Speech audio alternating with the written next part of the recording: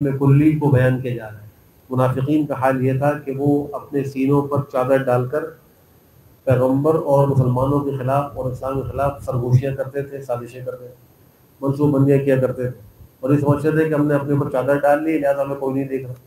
تو اللہ فرما رہے یاد رکھو جب وہ اپنے سینوں کو دوہرا کیے دیتے تاکہ اللہ سے چھپ جائے، یاد رکھو جس وقت کہ وہ اپنے کپڑوں کو لپیٹ رہے ہوتے ہیں، یعنی اپنے اوپر چادریں ڈال رہے ہوتے ہیں، اپنے اوپر کپڑوں کو ڈال رہے ہوتے ہیں، یا علم اللہ جانتا ہے جو وہ چھپا رہے ہوتے ہیں اور جو ظاہر کر رہے ہوتے ہیں، اللہ خوب جانتا ہے۔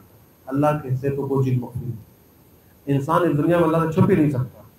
ایک اللہ والے کے پاس ایک نوجوان گیا اور جا کر اس نے کہا کہ آپ مجھے اجازت دیجئے کہ میں گناہ کر لوں، مجھے گناہ کا ارادہ پیدا ہو رہا ہے، گناہ کا دل چاہ رہا ہے۔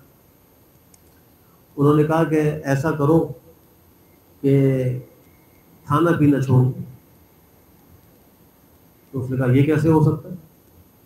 کہا بھائی اس سے جب اللہ کا کھاؤ گے، اللہ کا پیو گے، تو پھر تو تمہیں اللہ کی بات ماننی پڑے گی۔ جس کا احسان ہوتا ہے اس کے آگے انسان کو جھکنا پڑتا ہے۔ اگر تم کھانا پینا چھوڑ دو گے تو تم پہ اللہ کوئی احسان نہیں ہوگا، گناہ کر لینا، کریے تو نہیں سکتا۔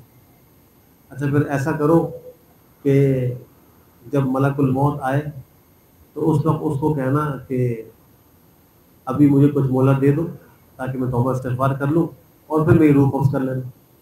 اس نے کہا کہ یہ بھی نہیں ہو سکتا۔ ملک الموت تو جب آتے ہیں تو وہ تو کسی کا انتظار نہیں کرتے، وہ تو وقت مقرر پر آ کر روح نکال دیتے اور کوئی ان کو روک نہیں سکتا، کوئی ان سے بچ نہیں سکتا۔ تو اچھا ایسا کرو پھر تم ایسی جگہ چلے جاؤ جہاں تم کو اللہ نہ دیکھ سکے، جہاں تم کو اللہ جان نہ سکے کہ تم کہاں ہو، وہاں چھپ کے تم گناہ کر لو۔ تو اس نے کہا کہ میں تو یہ بھی نہیں کر سکتا، اس لیے کہ اللہ سے کیا چیز پوشیدہ ہے، کون اللہ سے چھپ سکتا ہے۔ تو کہا اچھا پھر یہ کرو گناہ نہ کرو۔ تو اس کو بات سمجھ میں آ گئی۔ اس نے کہا واقعی انسان اگر گناہ کرنے والا یہ بات سوچے کہ میں اللہ کا دیا ہوا رزق کھا رہا ہوں، اللہ کا دیا ہوا پانی پی رہا ہوں، آکسیجن سے فائدہ اٹھا رہا ہوں، سانس لے رہا ہوں، اللہ نے مجھے قسم قسم کی نعمت عطا کی ہوئی ہے، تو اس کو گناہ کی ضرورت نہیں ہوگی۔ یا پھر وہ یہ سوچے کہ موت کا وقت اٹل ہے، اگر میں گناہ کر رہا ہوں اور اچانک میری موت کا وقت اس وقت آ گیا تو پھر میں اسی گناہ کی حالت میں مروں۔ یا وہ یہ سوچے کہ دنیا میں کہیں بھی کوئی چیز اللہ سے مخفی نہیں، وہ تو پوشیدہ، اللہ نے سب کو برابر جانتا ہے، عالم الغیب و شہادہ ہے، تو گناہ کرنے والے کو گناہ کی ہمت ضرورت نہیں ہوگی، وہ شرمائے گا، وہ چھپے گا۔ مخلوق سے ہم چھپ کے گناہ ترک کر دیتے ہیں، حالانکہ مخلوق نہ عالم الغیب ہے نہ وہ اعلیٰ کچھ قدیر ہے۔ بسا اوقات انسان مخلوق کے خوف سے گناہ چھوڑ رہا ہوتا ہے لیکن اللہ کے خوف سے گناہ نہیں چھوڑتا۔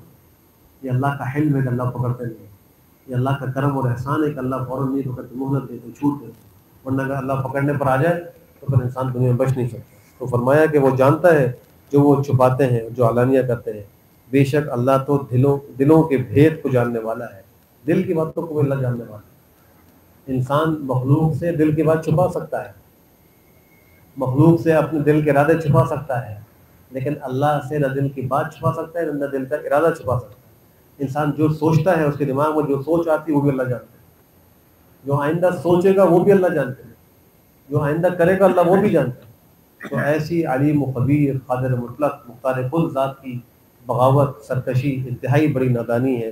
اللہ ہم سب کو توبہ اور استغفار کی توفیق نصیب فرمائے۔ الحمدللہ رب العالمین والعاقبۃ للمتقین والصلاة والسلام على خير خلقه محمد وعلى آله وصحبه أجمعين۔ اللهم أرنا الحق حقا وارزقنا اتباعه وأرنا الباطل باطلا وارزقنا اجتنابه۔